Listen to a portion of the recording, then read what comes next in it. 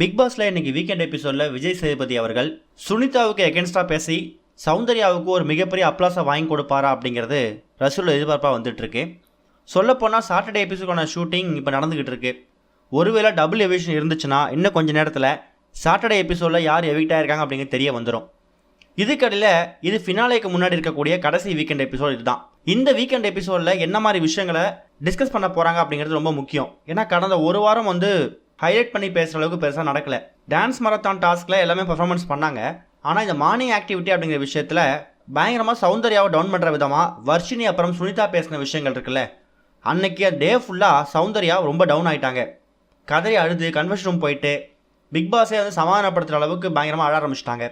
அதாவது யார் டிசர்விங் இல்லை அப்படின்னு சொன்னதுக்கு சௌந்தர்யா பேரில் வெளில ஒரு மேனிபுலேஷன் நடந்துகிட்டு இருக்கு, இங்கெல்லாம் என்ன கேம் ஆடுறீங்க, வெளில நடக்குது பாருங்க ஒரு கேம் அப்படிங்கிற மாதிரியும், இங்கே நான் கஷ்டப்படுற ஃபேமிலின்னு நினச்சிட்டு இருந்தேன், அந்த கஷ்டப்படுற பொண்ணுன்னு நினச்சிட்டு இருந்தேன், ஆனால் வெளில போனதுக்கப்புறம் தான் தெரிஞ்சது சௌந்தர்யா வேறேன்னு, இங்கே இருக்க சௌந்தர்யா அங்கே இல்லைங்கிற மாதிரி பல விஷயங்களை சுனிதா சொல்லியிருப்பாங்க.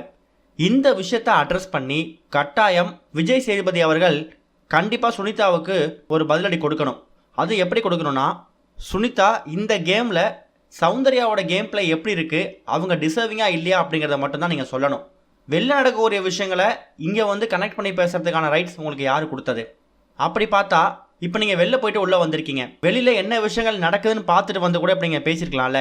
நீங்கள் போனதுக்கப்புறம் சோஷியல் மீடியாவில் ஆக்டிவாக இல்லை, பிபி சம்பந்தமாக அந்தளவுக்கு பெருசாக இன்டர்வியூலாம் கொடுக்கல. இப்போ மறுபடியும் உங்களுக்கு ஒரு வாய்ப்பு கிடச்சிருக்குது. நீங்கள் எக்ஸ் கண்டஸ்டன்ஸாக இருக்க போகிறீங்களா இல்லை இன்னொருத்தவங்களை ஸ்டாப் பண்ண போகிறீங்களா, அதான் ரெண்டாவது. ஆனால் சௌந்தர்யாவோட கேம் பிளே பற்றி பேசும்போது அவங்களோட கேம் பிளே பற்றி மட்டும் தான் பேசணும். நான் இங்கே கஷ்டப்படுற பொண்ணுன்னு நினச்சிட்டு இருந்தேன், ஆனால் வெளில வேறு ஒர்க்கு போயிட்டுருக்கு அப்படிங்கிற மாதிரிலாம் சொல்கிறீங்களே, அதெல்லாம் தேவையில்லாத விஷயம் தானே. அதெல்லாம் உங்களுக்கு யார் பேச ரைட்ஸ் கொடுத்தது அப்படிங்கிற மாதிரியும் நீங்கள் போகிற போக்கில் சாதாரணமாக வச்சு சொல்லிட்டு போயிடுறீங்க. அது மூலயமா சௌந்தர்யா எந்தளவுக்கு ஹர்ட் ஆனாங்க அப்படிங்கிறது எங்களுக்கு புரியுது. நீங்கள் எவிக்ட் ஆகி வெளில போயிட்டீங்க, ஆனால் இப்போதைக்கு அந்த வீட்டுக்குள்ள இருக்கக்கூடிய எல்லாருமே என்னோட ஹவுஸ்மேட்ஸ், நான் அவங்களுக்கு சப்போர்ட் பண்ணி தான் ஆகணும். அவங்க கேம் பிளான் சரியில்லை, அவங்க சரியாக விளையாட மாட்டாங்க, க்யூட்டான ரியாக்ஷன் வச்சு இது தடவை வந்துட்டாங்கன்னு சொல்கிறீங்களே, இது மாதிரி நீங்கள் எதை சொன்னாலும் நாங்கள் ஏற்றுக்கிறோம்.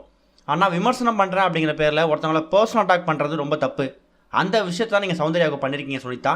எனக்கு தெரிஞ்சு நீங்கள் சௌந்தர்யாவை கேம் பற்றி பேசாமல் அவங்க மேலே இருக்கக்கூடிய ஏதோ ஒரு பர்சனல் வெஞ்சன்ஸ், எவிக்ட் ஆகி போனதுக்கு சௌந்தர்யா ஒரு காரணம், இல்லை வெளில போனதுக்கு அப்புறமா சௌந்தர்யா மேலே இருக்கக்கூடிய ஒரு பொறாமையில் செய்கிற மாதிரி தான் எங்களுக்கு தோணுச்சு.